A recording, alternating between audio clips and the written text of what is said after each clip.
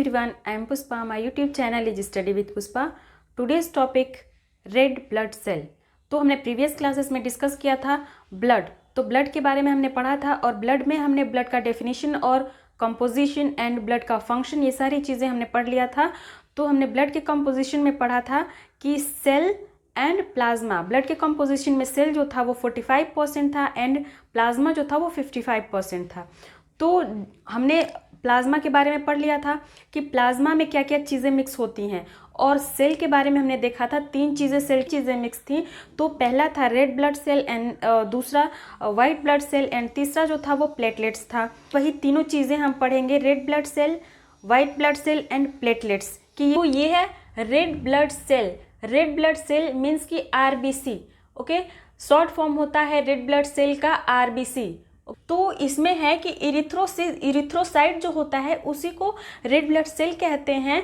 तो red blood cell are the non nucleated formed element in the blood. Okay, तो जो ये red blood cell होता है ये एक नॉन न्यूक्लिएटेड फॉर्म्ड एलिमेंट होता है ब्लड में. Okay, the colour of this cell is due to the presence of colouring matter. जो ये रेड ब्लड सेल होता है ना, इसका ये अपना कलर नहीं होता है कि रेड ब्लड सेल इसका नाम है तो ये रेड ही होगा, ऐसा कुछ नहीं है. इसका कोई अपना कलर नहीं होता है, इसमें कलरिंग मैटर होता है. ओके, जो कलरिंग मैटर होता है यानी कि कलरिंग मैटर ये जो कलरिंग मैटर होता है कि जिसकी वजह से ये रेड कलर का होता है रेड ब्लड सेल, तो वो होता है हीमोग्लोबिन. ओके, हीमोग्लोबिन की वजह से ही ब्लड का कलर रेड होता है. अगर हीमोग्लोबिन प्रेजेंस नहीं होता ब्लड में तो ब्लड का कलर रेड नहीं होता. तो हो गया रेड ब्लड सेल. नेक्स्ट है इसमें कि इसकी जो काउंट होता है, इसका जो रेड ब्लड सेल का काउंट होता है वो कितना होता है. ओके, तो रेड ब्लड सेल का जो काउंट होता है वो 4.5 टू 5.5 मिलियन पर क्यूबिक होता है. ओके, तो इस जो 4.5 और 5.5 मिलियन पर क्यूबिक जो इसका काउंट होता है, तो इसमें भी क्या है कि ये जो 5.5 जो है ये, तो ये 5.5 होता है मेल में. ओके, मेल में रेड ब्लड सेल का काउंट होता है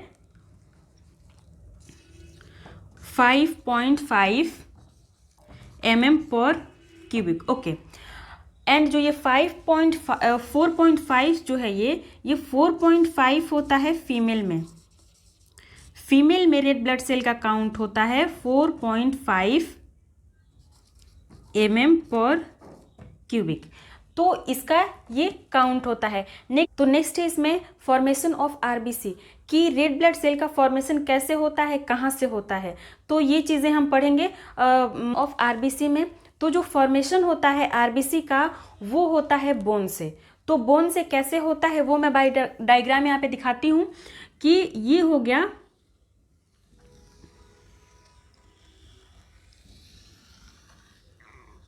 ये बोन हो गया एक. ओके, तो ये एक बोन हो गया. तो ये वाला जो इसका पोर्शन है ऊपर का और ये नीचे का,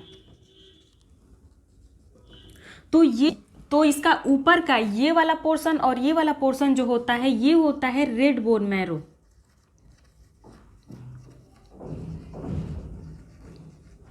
रेड बोन मैरो ये भी होता है रेड बोन मैरो. ओके, ये हो गया ऊपर का इसका साइड और नीचे का साइड ये हो गया रेड बोन मैरो. और इसके अंदर ये जो बीच का पोर्शन ये वाला जो है, इसके अंदर का बोन के अंदर का जो ये बीच का पोर्शन है ये होता है येलो बोन मैरो.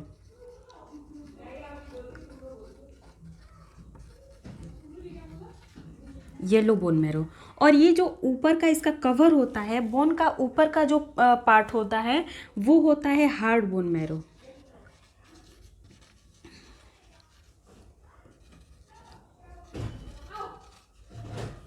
क्या, red bone marrow, yellow bone marrow and hard bone marrow और नीचे फिर से रेड बोन मैरो. तो रेड ब्लड सेल का फॉर्मेशन कहाँ से होता है, तो ये जो रेड बोन मैरो होता है, तो रेड बोन मैरो के अंदर, ओके, ये वाला जो पोर्शन है, तो रेड बोन मैरो के अंदर एक स्टेम सेल होता है, स्टेम सेल. तो रेड बोन मैरो के अंदर स्टेम सेल होता है, तो उसी स्टेम सेल से रेड ब्लड सेल का फॉर्मेशन होता है। ओके, तो ये आरबीसी रेड ब्लड सेल है, इसकी जो फॉर्मेशन की प्रोसेस होती है तो वो होती है 9 डेज की। ओके, 9 डेज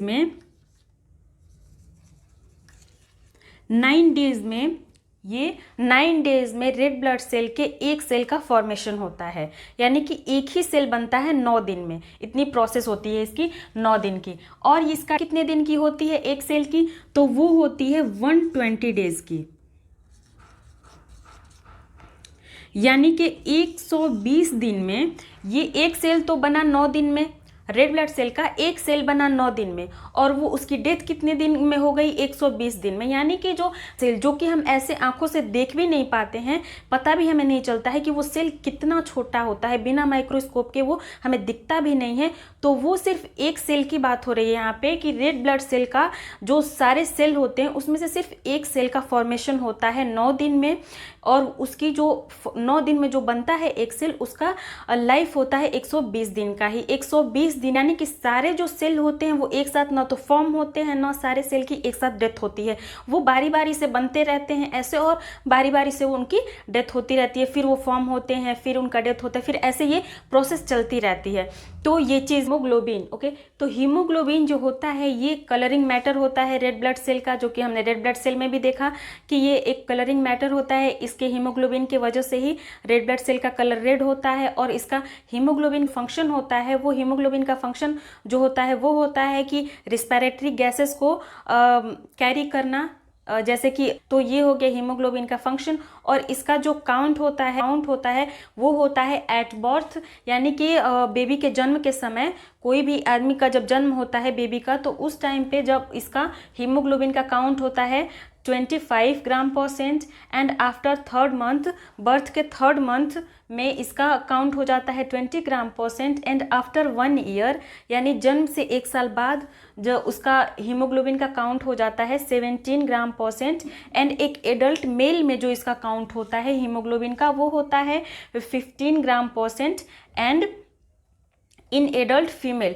एक एडल्ट फीमेल में इसका जो काउंट होता है हीमोग्लोबिन का वो होता है 14 ग्राम %, यानी कि जन्म के समय सबसे ज़्यादा होता है और उसके बाद धीरे धीरे वो घटता जाता है। ओके, और इतने पे आके ये रह जाता है, यानी कि अब इसके जन्म के समय पे ये 25 था, उसके बाद 3rd मंथ में ये 20 हो गया, एंड आफ्टर 1 ईयर ये 17 ग्राम % हो गया, and adult male and female में ये है 15 और 14, यानी कि जब एडल्ट मेल में इतना 15 ग्राम % इसका काउंट हो गया हीमोग्लोबिन का, और एडल्ट फीमेल में 14 ग्राम % हो गया काउंट हीमोग्लोबिन का, तो इतने पे ये जाके आके रुक जाता है, यानी कि अब इससे ये नीचे नहीं घटता है। अगर इससे इसका हीमोग्लोबिन का काउंट कम होता है, तो यानी कि हीमोग्लोबिन का जब काउंट कम होगा यानी कि रेड ब्लड सेल की डेफिशिएंसी होगी, और रेड ब्लड सेल की डेफिशिएंसी होगी तो वो एनीमिया होगा। एनीमिया मीन्स कि रेड ब्लड सेल की जब डेफिशिएंसी होती है तो उसको एनीमिया कहते हैं। सेल, वाइट ब्लड सेल को WBC भी कहते हैं। तो वाइट ब्लड सेल का शॉर्ट फॉर्म होता है WBC। तो इसमें ल्यूकोसाइट्स भी कहते हैं।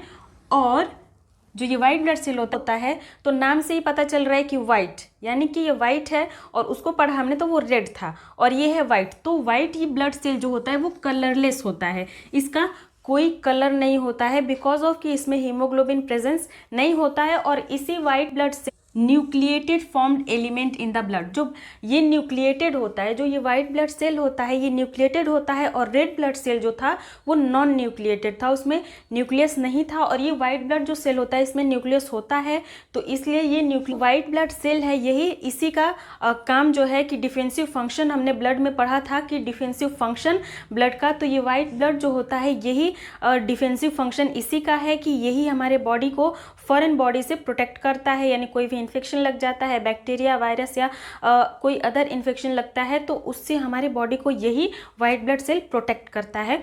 तो ये रहा white blood cell. And next इसमें है कि the leucocytes are classified in the 2 types. Okay, जो ल्यूकोसाइट्स यानी कि ये जो वाइट ब्लड सेल को ही ल्यूकोसाइट्स कहते हैं, तो जो ये वाइट ब्लड सेल होता है ये 2 तरह का होता है। तो पहला होता है ग्रेन्युलोसाइट्स एंड ए ग्रेन्युलोसाइट्स। तो जो ग्रेन्युलोसाइट्स होता है वो उसको कहते हैं, वो विथ ग्रेन्यूल्स होता है, वो ग्रेन्यूल के साथ होता है, इसलिए उसको ग्रेन्यूलोसाइट्स कहते हैं। और जिसमें विदाउट ग्रेन्यूल्स होते हैं, जो जिसमें कि ग्रेन्यूल्स नहीं होता है, उसको एग्रेन्यूलोसाइट्स कहते हैं। तो ये हो गया ग्रेन्यूल्स। उसमें होता है इस्नोफिल, बेसोफिल, ये तीन चीज़ें जो होती हैं वो होती हैं ग्रेन्यूलोसाइट्स। एंड नेक्स्ट है ए ग्रेन्यूलोसाइट्स। तो ए विदाउट ग्रेन्यूल्स, तो ए ग्रेन्यूलोसाइट्स जो होता है वो होता है मोनोसाइट्स एंड लिम्फोसाइट्स। ये दो चीज़ें जो होती हैं वो ए ग्रेन्यूल्स में आती हैं। और इसमें है तो लिम्फोसाइट जो होता है वो दो तरह का होता है, एक होता है बी लिम्फोसाइट एंड दूसरा होता है टी लिम्फोसाइट। इसमें हम देखते हैं कि व्हाइट ब्लड सेल का काउंट क्या क्या होता है, और जो इस्नोफिल, बेसोफिल और न्यूट्रोफिल जो भी चीज़ें हैं इनका परसेंटेज कितना कितना इसमें होता है वो हम नेक्स्ट इसमें देखते हैं। वाइट ब्लड सेल का वो होता है 4000 to 11,000 mm पर क्यूबिक। ये 4000 to 11,000 mm पर क्यूबिक ये वाइट ब्लड सेल का नॉर्मल काउंट होता है। इसमें नेक्स्ट है कि normal range of differentiate leucocyte count. Okay, leucocyte means कि वाइट ब्लड का है कि ल्यूकोसाइट मीन्स कि WBC वाइट ब्लड सेल। यहाँ पे है normal value in percentage. Okay, कि ल्यूकोसाइट में यानी कि वाइट ब्लड सेल में जो जो चीज़ें प्रेजेंस है उसकी परसेंटेज कितनी कितनी है। तो पहला इसमें है कि न्यूट्रोफिल जो है, तो न्यूट्रोफिल का वाइट ब्लड सेल में न्यूट्रोफिल जो होता है वो होता है 50 to 70%। ओके, इसमें है इस्नोफिल जो होता है वो होता है 2 to 4%। एंड नेक्स्ट है बेसोफिल जो होता है वो होता है 0 to 1%। एंड नेक्स्ट है कि लिम्फोसाइट जो होता है वो होता है 20 to 30%। एंड नेक्स्ट है मोनोसाइट जो होता है 2 to 6%। इतनी सारी ये सारी चीज़ें जो होती हैं इनकी परसेंटेज इतनी होती हैं WBC में, ये सारी चीज़ें प्रेजेंस होती हैं और ये रहता है। तो वो कंडीशंस अगर जो घटता बढ़ता है तो घटने बढ़ने से इनके लिम्फोसाइट, ये हो गया neutrophil, eosinophil, basophil, lymphocytes, monocytes, इनके काउंट घटने से या बढ़ने से क्या क्या प्रॉब्लम्स होती हैं, अगर वो आपको जानना है तो उसके लिए आप कमेंट में पूछ सकते हैं, तो वो भी मैं बता दूंगी। बट फिलहाल अभी के लिए इतना ही, मिलते हैं नेक्स्ट वीडियो में नेक्स्ट टॉपिक के साथ।